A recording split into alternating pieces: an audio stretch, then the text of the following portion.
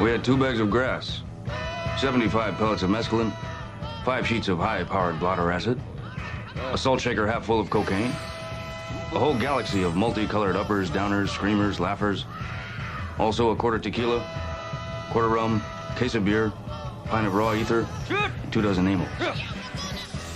Not that we needed all that for the trip, but once you get locked into a serious drug collection, the tendency is to push it as far as you can. Hot damn, I never rode in a convertible before! Is that right? Well, I guess you're about ready then, aren't you? We're your friends. We're not like the others, man. Really. No more of that talk or I'll put the fucking leashes on you, understand? Get in. Are you ready for that? Checking into a Vegas hotel under a phony name with intent to commit capital fraud and a head full of acid? I sure hope so. 30 minutes. It was going to be very close. What's the score here?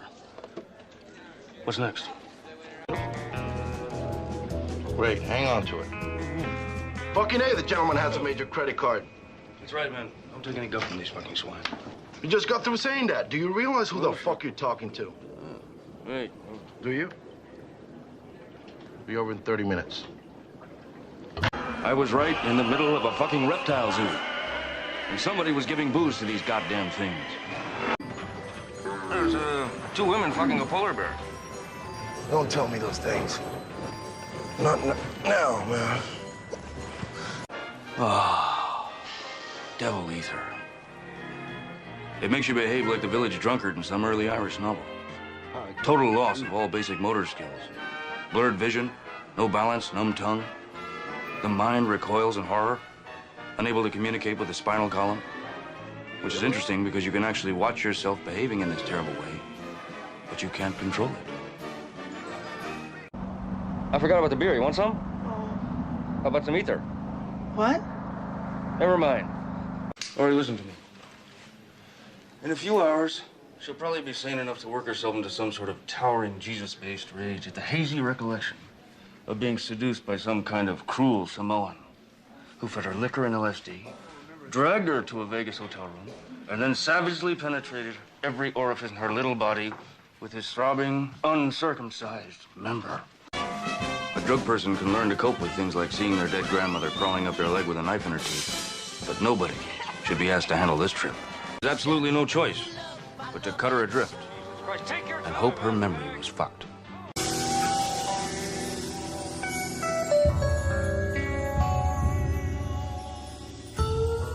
With a bit of luck, his life was ruined forever.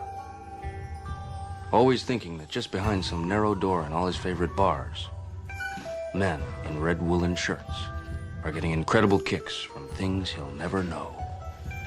I just wanted to cut a little Z in your forehead.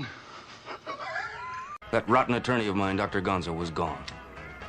He must have sensed trouble. See?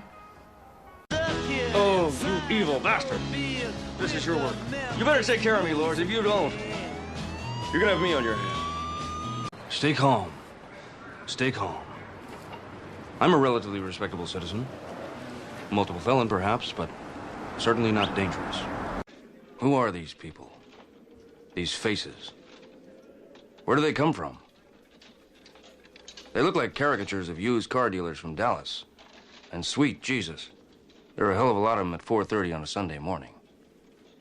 Still humping the American dream. That vision of the big winner somehow emerging from the last-minute pre-dawn chaos of a stale Vegas casino. Listen, let's get down to brass tacks here. How much for the 8? I knew I was fucked.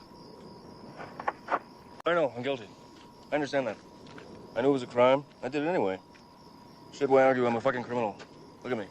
I need a fucking lawyer immediately! What are you doing in Baker? Didn't you get my telegram? What telegram, you worthless bastard? I'll cripple your ass for this.